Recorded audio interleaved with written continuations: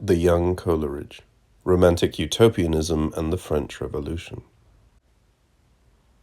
The unhappy consciousness of Romanticism may be conceived of as a specific worldview arising in response to the conditions of modernity, and most particularly to the spiritual misery experienced throughout all classes under a socio-economic system based on money and competition, one that begets social fragmentation and the isolation of the individual as an egotistical monad.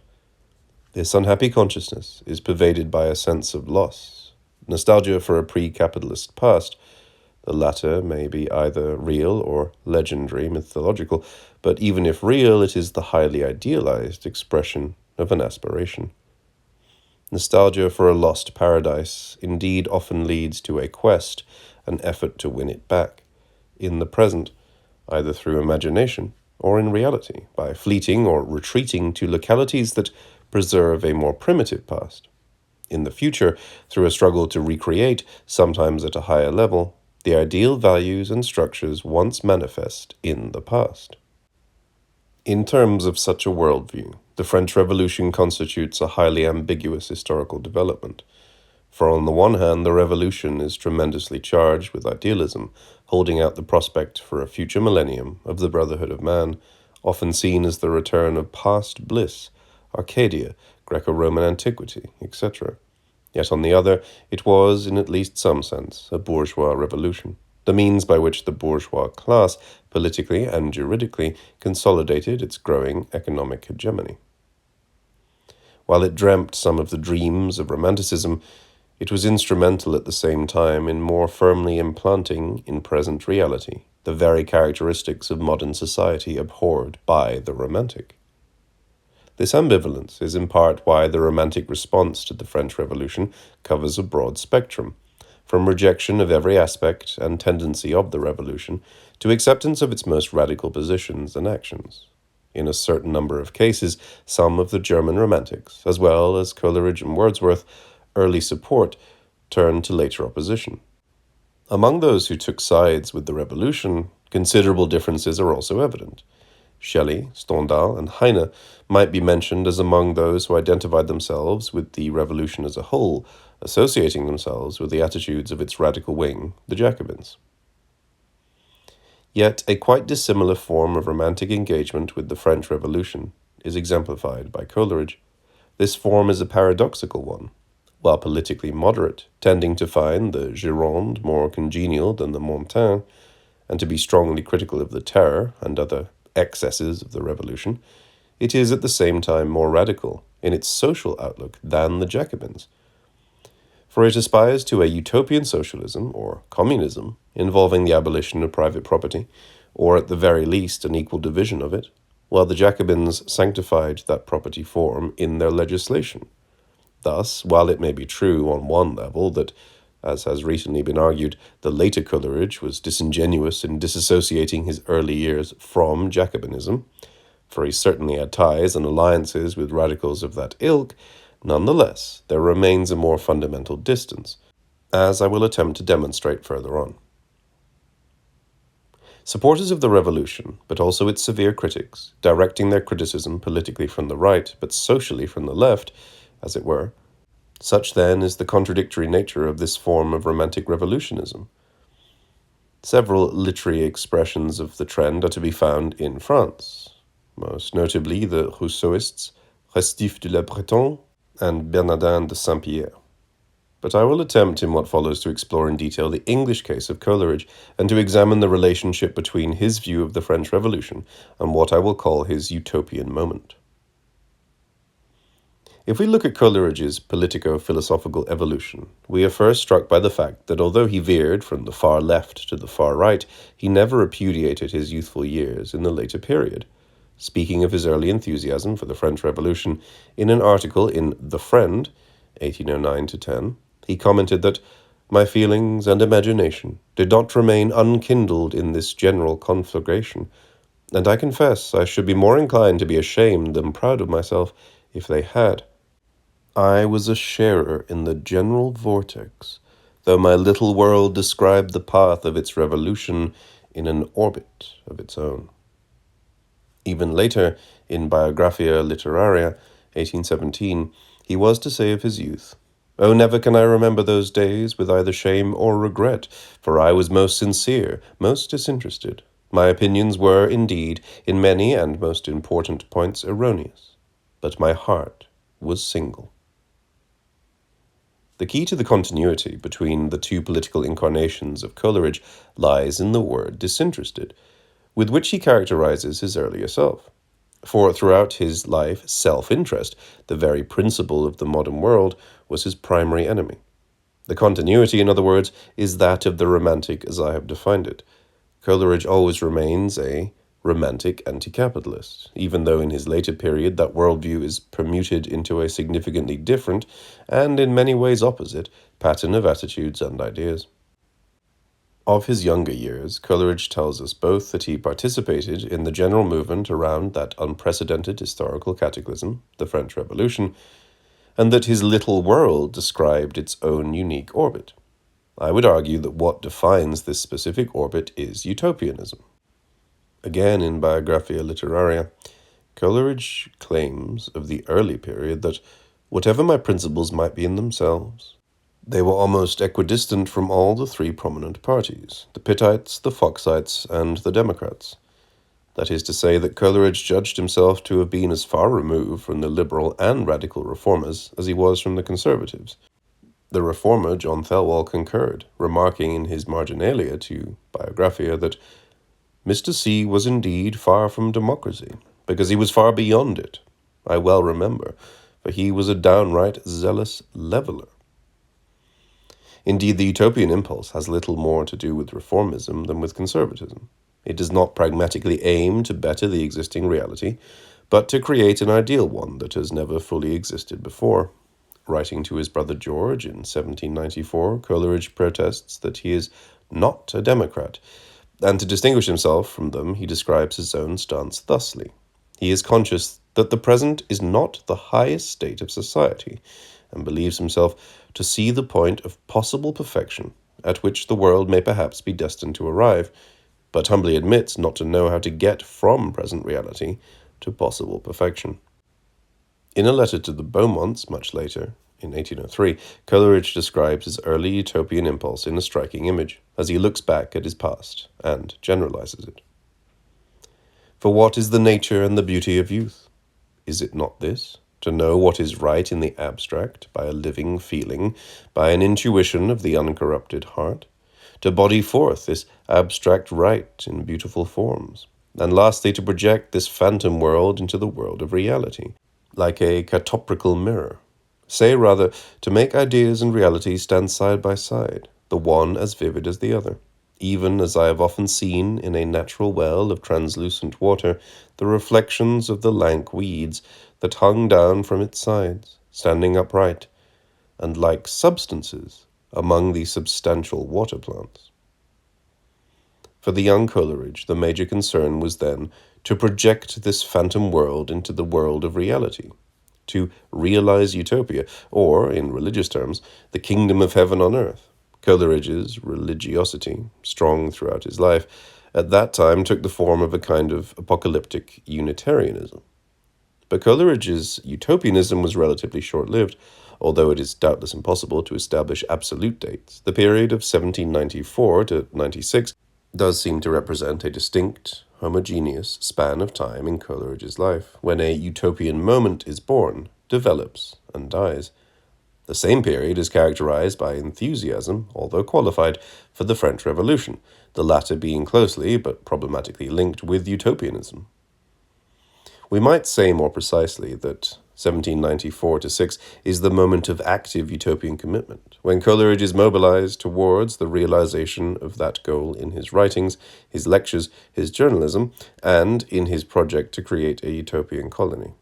It is equally the period of passionate, sustained reflection on the significance of the French Revolution. Before 1794, to be sure, the germs of the configuration were already present. Several early poems, Happiness, 1791, and A Wish, 1792, could be considered incipient utopian projections. And one somewhat conventional poem, uncharacteristic of the Coleridge of even a few years later, Destruction of the Bastille, tentatively dated 1789, testifies to support for the French Revolution from the outset. But these are the first gropings of a sensibility in its period of gestation. The utopian revolutionary perspective really coalesced only in the spring and summer of 1794. It followed the intense personal crisis of the preceding school year at Cambridge that culminated in Coleridge's enlistment in the King's Light Dragoons. It was catalyzed by his meeting Robert Southey in June 1794, when the newfound friends immediately began planning a utopian community, Pantisocracy, and soon after collaborated on a play dealing with the revolution, The Fall of Robespierre. What is significant about this dating is that the new period came in the wake of the Terror, just before Thermidor.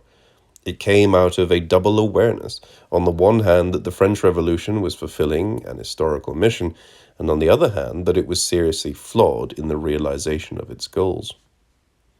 Much of Coleridge's reflection on the revolution in the period that follows involves means and ends. While the goals of the revolution are pure and great, ultimately utopian in fact, they have been subverted by the means used. France offers the sadly paradoxical prospect of a nation wading to their rights through blood, and marking the track of freedom by devastation. The true means to be used are those that are in harmony with the ends, non-violent change of individuals from within. Only general illumination can produce the durable and authentic revolution in society that will institute a utopian paradise on earth. Consequently, in the period 1794-6, Coleridge attempts to move toward utopia in his own orbit. First by planning the creation of an enclave made up of elite individuals who have already transformed themselves internally, and then, after the abandonment of this project, by spreading general illumination through the newspaper he launches, The Watchman. In his long poem Religious Musings, reworked over the major part of the period in question, and thus representative of the whole, Coleridge continues to portray the French Revolution as part of God's plan for the millennium. In spite of the evil it has occasioned, ultimate good will come of it in the long run.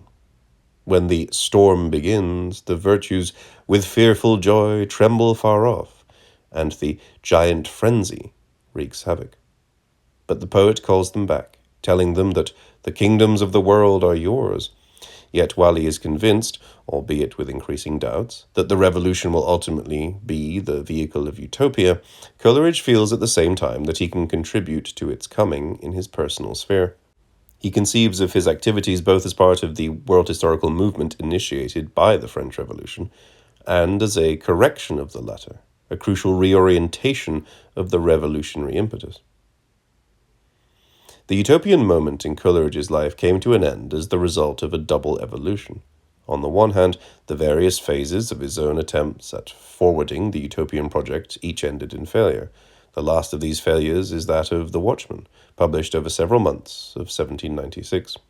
On the other hand, in France, the period opened with the ending of the Terror in Thermidor, raising hopes among many that the revolution might take a new and better direction. But in 1795-6, the installation of the Directoire government and the offensives of the Napoleonic army began to change the nature of the French regime, and to make it increasingly difficult to continue to see the revolution as the historical agent of the millennium. Consequently, over the course of 1797, Coleridge's attitudes and ideas in both related areas were in the process of full-scale reevaluation.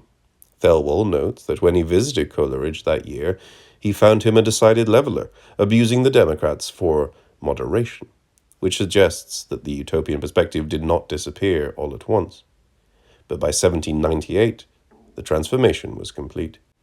The revolution, which in Religious Musings had been portrayed as a destructive storm that is nonetheless a providential instrument of God's plan, now becomes merely a senseless natural disaster.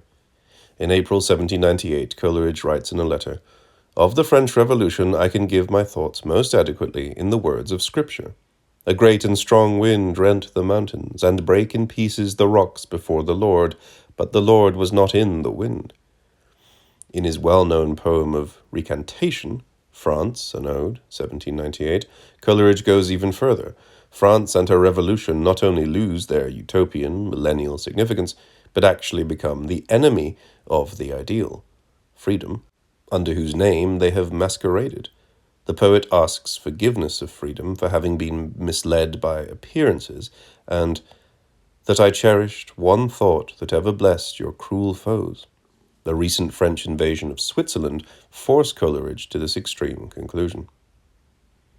The change in Coleridge goes far deeper, however. Not only is the revolution no longer the vehicle of utopia, and even its enemy, but this utopian ideal, which Coleridge also has sought to realize in his personal sphere, now becomes an impossible and undesirable goal.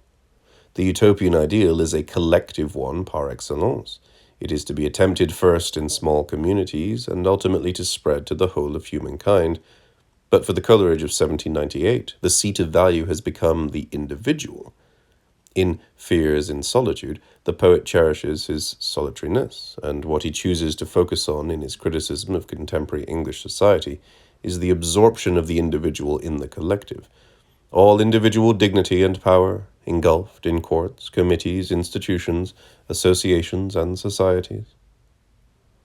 Moreover, Coleridge exhibits, at least on one level, a new pragmatism.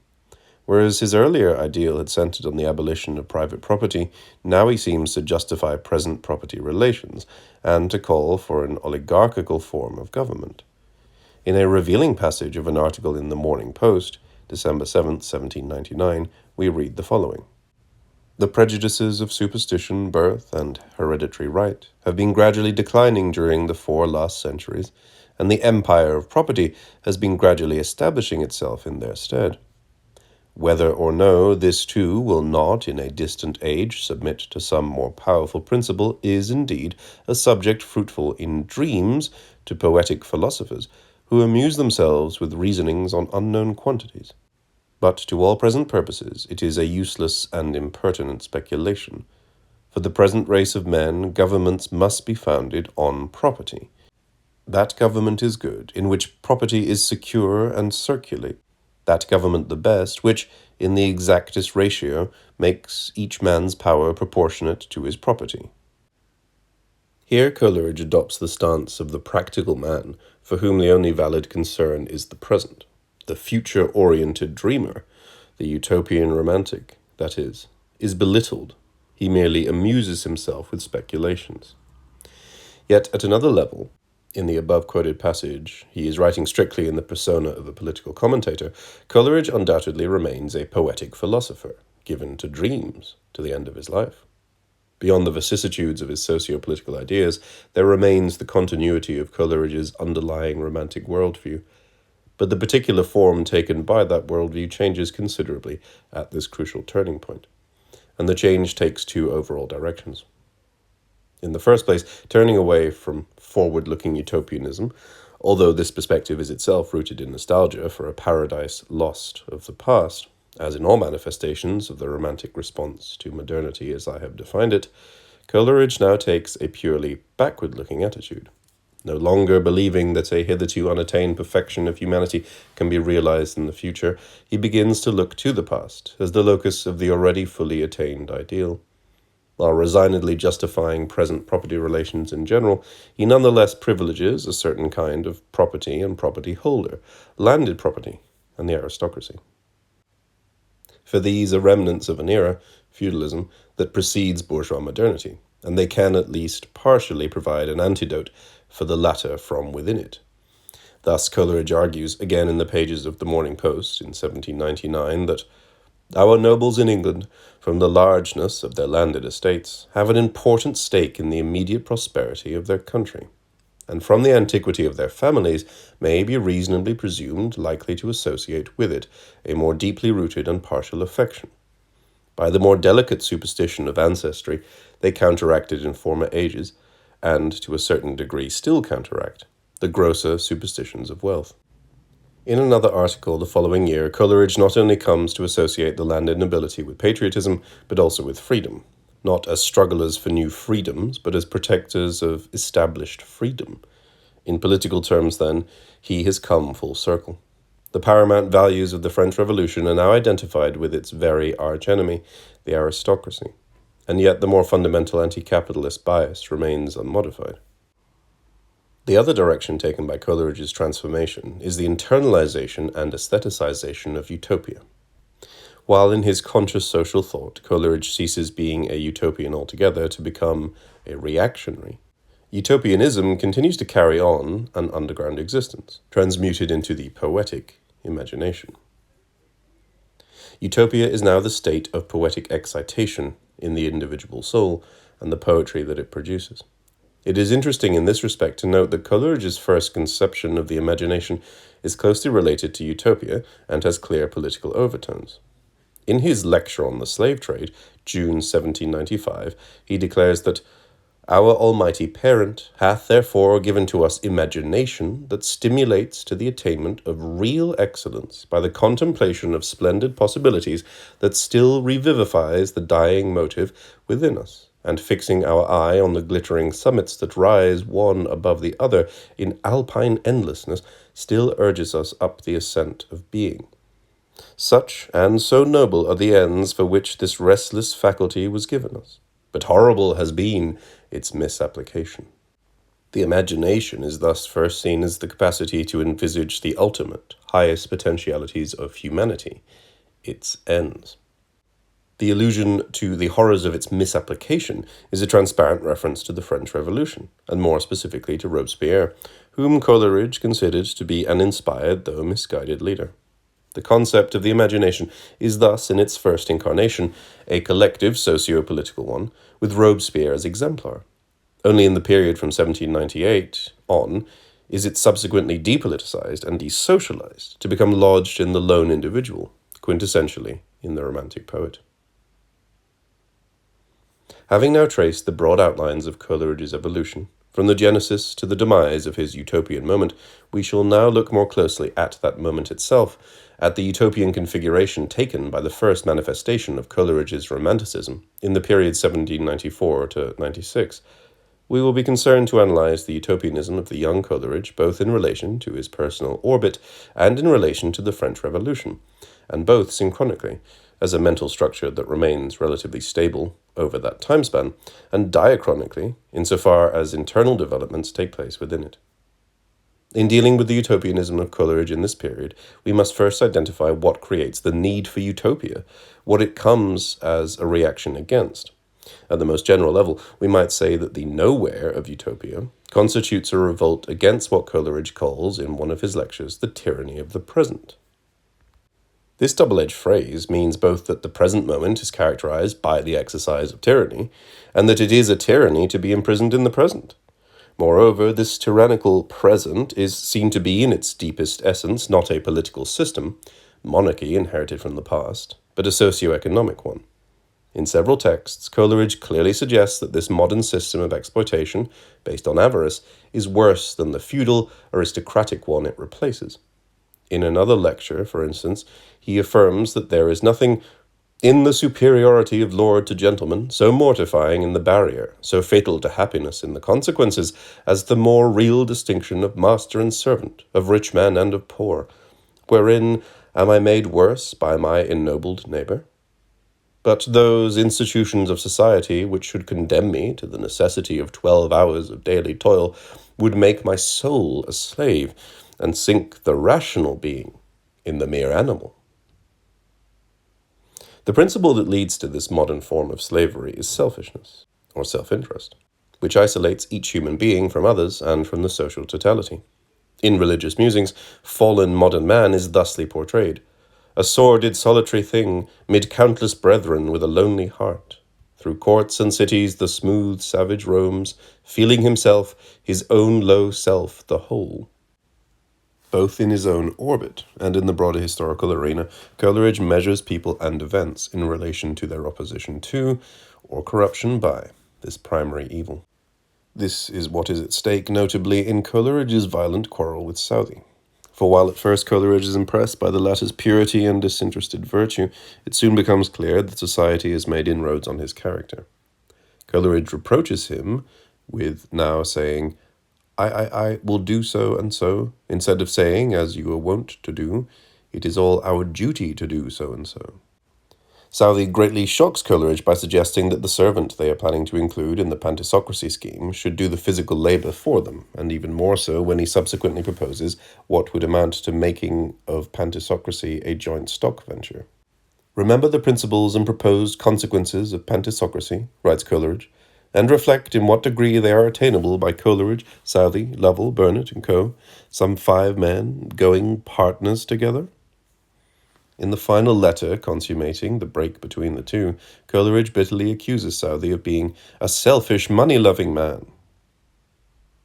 The French Revolution, on the other hand, is seen as embodying a noble universalist mentality at the opposite pole from commercial egoism. Coleridge indeed at first viewed Southey as an austere Republican supporter of the French cause, and only later saw him as unworthy of it. This trait is precisely what makes the French Revolution a significant historical event for Coleridge, in contradistinction to the American Revolution. In The Watchman, April 27, 1796, Coleridge comments acidly that, "When America emancipated herself, we beheld an instructive speculation on the probable loss and gain of unprotected and untributary independence, and considered the Congress as a respectable body of tradesmen, deeply versed in the ledgers of commerce, who well understood their own worldly concerns, and adventurously improved them. France presented a more interesting spectacle. Her great men, with a profound philosophy, investigated the interests common to all intellectual beings, and legislated for the world. The lovers of mankind were everywhere fired and exalted by their example." In the same way, Coleridge is critical of Paine, the radical ideologue of the American Revolution, because he advocates an economic system based on commerce and private industry. Robespierre, conversely, carries to the highest degree the purity of the universalist perspective. In the first act of The Fall of Robespierre, written by Coleridge, whereas the following acts were by Southey, the man who was surnamed L'Incorruptible justifies the terror by claiming that the only alternative would have been appealing to avarice in combating threats to the revolution from within.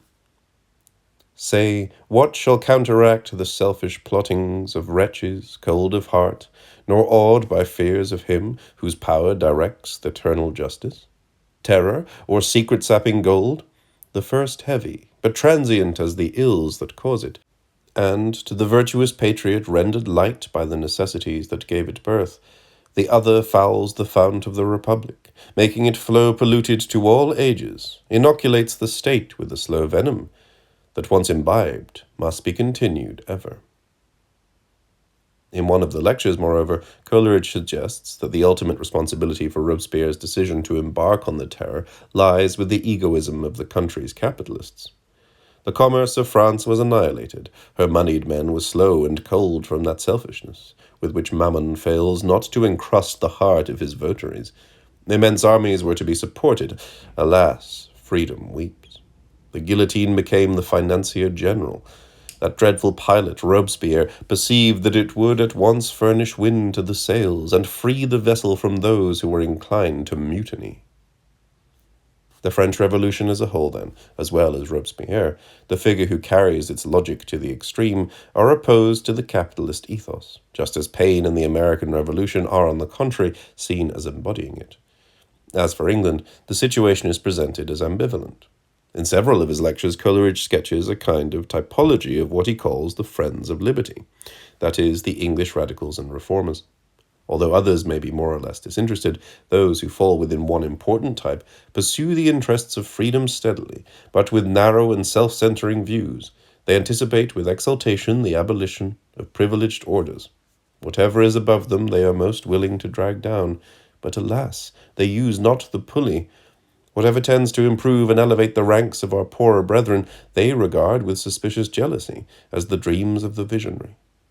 Bourgeois revolutionists, such as these, of course, played a major role in France as well, but the fact that Coleridge observed the actors in the French Revolution only at a distance, he never visited revolutionary France, and mainly through their idealizing declarations, might explain why he tends to identify the French revolutionists with purity and universalism alone, as he does not with his own countrymen, with whom he has first-hand contact. In uncompromising revolt against those enormities, born of the mercantile spirit, which make the world a contradistinction to the kingdom of God. The Coleridge of 1794 to 96 seeks a utopia that will radically abolish them, a counter-society that will not merely offer palliatives for present society, but that will negate it and institute the ideal as its opposite. And since the heart of evil, in the present, is its system of property relations, the heart of utopia is communism. Soon after their initial meeting and the conceiving of pantisocracy, Coleridge writes Southey that I have positively done nothing but dream of the system of no property every step of the way since I left you. The ideal of which Coleridge so passionately dreams, then, involves the abolition of property altogether, and a system of truly communal ownership. He seems, however, to have later hesitated somewhat as to the feasibility of such a form of social organization, for in the letter in which he breaks with Southey, he writes that their plan had been to remove the selfish principle from ourselves by an abolition of property, or in whatever respects this might be impracticable, by such similarity of property as would amount to a moral sameness, and answer all the purposes of abolition. Yet it is clear that the true utopian goal remains the latter for the young Coleridge. In one of the lectures, he specifies that Jesus' teachings do not call for a mere equalization of property, but for its elimination. It is interesting to note that when, in 1802, long after the utopian moment has ended, Coleridge attempts to define the Jacobin's creed. He specifies that it includes the notions that every native of a country has an equal right to that quantity of property which is necessary for the sustenance of his life and health, but that all property beyond this is not itself a right. Thus he is aware at this later date that Jacobinism, far from advocating the abolition of property, does not even postulate its full equalization. But during his utopian period, Coleridge does not appear to have perceived this difference between his ideal and Jacobinism as problematic. According to Coleridge's conception in 1794 to 96, only the abolition of private property can create the necessary conditions that will allow his key value, the unity and fraternity of human beings, the realization of human community, to come to full fruition. But this ideal is associated in his mind with the French Revolution as well as with his personal utopian enterprise. In the Pantisocratic poems, the experimental colony to be set up on the banks of the Susquehanna is first and foremost called Undivided, but also in religious musings, the visionary Coleridge foresees the French Revolution as finally culminating in a vast family of love, just as the goal towards which the best of the English revolutionary strain is the universal fraternity of love. Thus, at the level of general purpose, Coleridge's utopian endeavors and the French Revolution are one and the same. There are nonetheless incongruencies and contradictions that threaten this uncomplicated identity. For Coleridge is persistently bothered by the abstract character of the French revolutionary ideology. For him, fraternity must be rooted in concrete human affections and ties. He writes to Southey that the ardor of private attachments makes philanthropy a necessary habit of the soul. I love my friend, such as he is. All mankind are or might be. The deduction is evident. Philanthropy, and indeed every other virtue, is a thing of concretion. Some home-born feeling is the center of the ball. In addition to friendship, the family is the other concrete affection that must serve as the foundation stone of generalized human fraternity. Domestic happiness, Coleridge declares to Southey, is the greatest of things sublunary. In the small-scale pantisocratic community, particular friendships, most notably, of course, the Coleridge-Southey pair, and family units. Part of Coleridge's planning for pantisocracy involved his marrying Sara Fricker before departure, were to be the starting point from which philanthropy could develop. But the French Revolution has shown itself to be inimical to domestic happiness and friendship as well. Significantly, Coleridge introduces into The Fall of Robespierre, which otherwise is constituted solely of discussions between the major male political leaders, a woman, Adelaide, the wife of Thelwall, who complains, "Oh, this new freedom, at how dear a price we've bought the seeming good, the peaceful virtues and every blandishment of private life, the father's cares, the mother's fond endearment, all sacrificed to liberty's wild riot." And she proceeds to sing a song which yearns for a domestic peace that can only be attained by fleeing from the rebels' noisy hate to a cottaged vale. Adelaide is associated with emotion and art through her song, and she recommends retreat to the country, life in the midst of nature, as the only way to achieve happiness. These additional value complexes, although not as a rule explicitly opposed to the French Revolution, are elsewhere thematized only in relation to the personal utopian effort.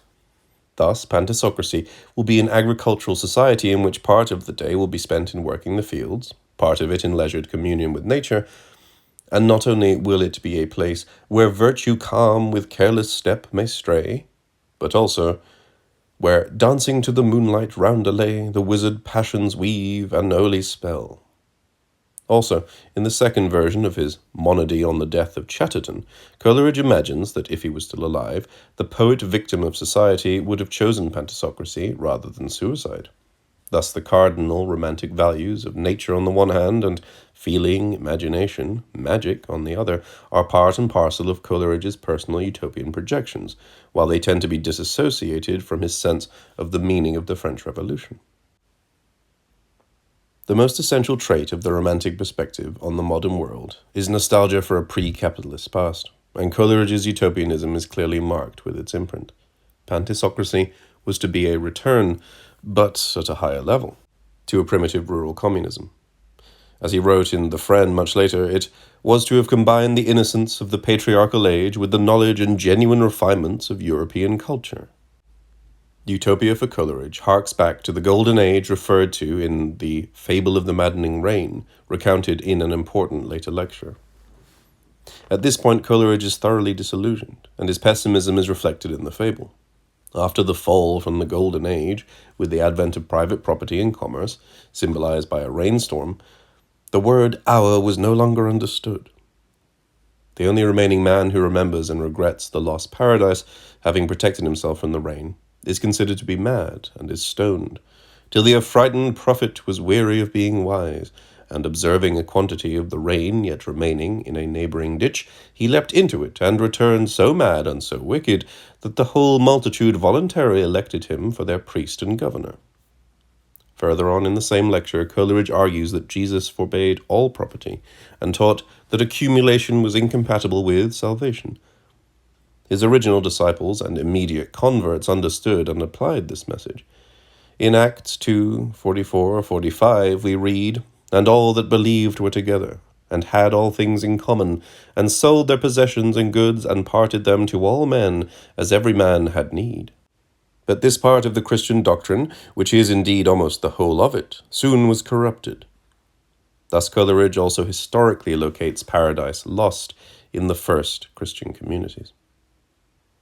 The nostalgic theme of utopia, as return to a past state, is sounded in relation to the French Revolution as well as to Pantisocracy. In the passage of Religious Musings, which foretells that the French Revolution will lead to the millennium, for instance, the poet refers to the latter as the odorous groves of earth reparadised. On the whole, though, the specifically romantic themes named above are more muted in Coleridge's discourse on the Revolution than they are in his personal utopian domain. This might suggest an only partially conscious awareness of the problematic relationship between the Revolution and his deepest utopian longings.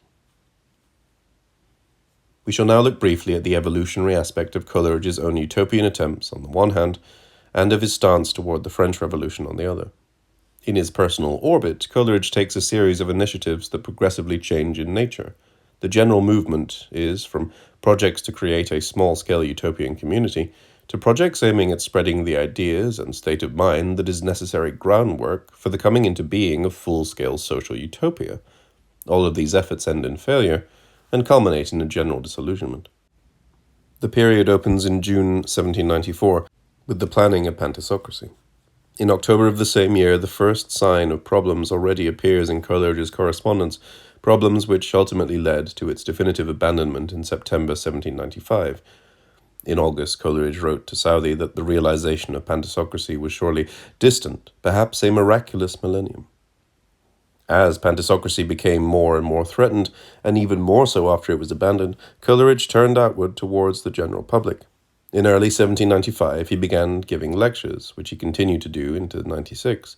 He planned to publish a magazine with Southey, but jettisoned this project soon after Pantisocracy was dropped.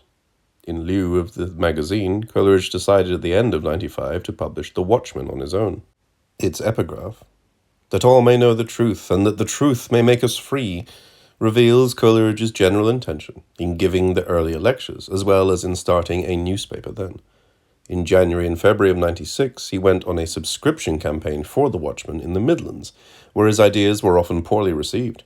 In March, he nonetheless began publication, but was obliged to stop because of the newspaper's lack of success after only 10 issues in May 96. 1795 and 96 were thus more and more given up to the public sphere, but as the hope of a pan-Socratic community in America faded, and after it was dead, Coleridge persisted in wanting to create utopia in miniature. 2 poems testify to his refusal to give up this solution all at once, and to his grasping for a modest surrogate for pantisocracy. The first, Reflections on Having Left a Place of Retirement, 1795, was written only after Coleridge had left a country retreat with his beloved to return to the public political fray. The utopian significance of the idyllic rural community constituted by the lovers in their cottage is clearly announced at the poem's end, for it is wished upon all mankind in millennial terms. Ah, had none greater, and that all had such, it might be so, but the time is not yet. Speed it, O Father, let thy kingdom come. Although the hope of this utopia's generalization to all humanity is held out, it is already a thing of the past, as a solution for Coleridge in the here and now. The second poem, To a Young Friend on His Proposing to Domesticate with the Author, composed the following year, is on the contrary a mere anticipation of a possible future. Here the communion in nature of human beings is to take the form both of friendship and the domestic couple. After having conjured up its image, the poem concludes, "Now may heaven realize this vision bright." But the project was never in fact carried out. Coleridge clearly felt a compelling urge to taste of utopia in the present, in however small a way, and continued to dream of that kind of experience even after the failure of pantisocracy had directed his main efforts towards spreading general illumination. Coleridge similarly held on to his early adopted attitude towards the revolution for as long as he could, until new developments forced him to reconsider. In The Destiny of Nations, written in 1796, Joan of Arc is granted a vision of the future in which she sees that although the sun that rose on freedom rose in blood, the first stages of the French Revolution, nonetheless, soon shall the morning struggle into day, the stormy morning into cloudless noon.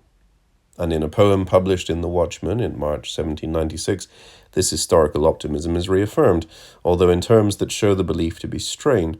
In the article in which the poem is inserted, Coleridge admits that, "In my calmer moments, I have the firmest faith that all things work together for the good, but alas, it seems a long and dark process." In the following month, however, came a turning point. Coleridge's reading of the correspondence between representatives of the English and of the Directoire governments, published in English newspapers in mid-April, caused him to write a remonstrance to the French legislators in The Watchman of several weeks later. For the correspondence revealed to Coleridge that the French had rejected English peace overtures, and that they had refused to relinquish their principal territorial conquests. This suggested to Coleridge that the French were no longer motivated by the interests of humanity at large, but by what he called ambition, that is, national self-interest and self-aggrandizement. This discovery about France is analogous to the one he had already made the preceding year on the level of the individual, about Southey. If France had lost her universalist vocation to become self-centered, then she could no longer be the agent of utopian historical transformation. The long and dark process no longer promised to emerge into millennial daylight. Although Coleridge did not go so far as this in his Watchman article, it is clear that the seeds had already been planted that would come to fruition in France, an Ode, 2 years later. After the appearance of his remonstrance to the French, it was only a question of weeks before the Watchman itself went under. Coleridge was to make no further efforts to hasten the coming of an ideal future society thereafter. What followed was a period of doubt and transition to a new set of attitudes. After 1798, the question of the French Revolution was closed for Coleridge. It became anathema, and the new issue that arose was the value to be attributed to the person and deeds of Napoleon. Thus began a long process of evaluation of Bonaparte in the Morning Post and the Courier. At the same time, in searching for some agency to fill the void left by the Revolution, Coleridge turned to the very nobility that the Revolution had brought low. Utopia was banished altogether from this public prose domain, and a split developed in Coleridge. On the one hand, the pragmatic, conservative, eventually Tory political analyst, and on the other, the apolitical, even anti-political poet, in whose soul and poetry the utopian urge had taken refuge at the price of negating itself. Thus Coleridge adopted entirely different strategies in the face of the failure of his original orientations. For only a brief time, but also one of considerable intensity and fecundity, enthusiasm for the French Revolution and romantic utopianism had fused into a volatile unity.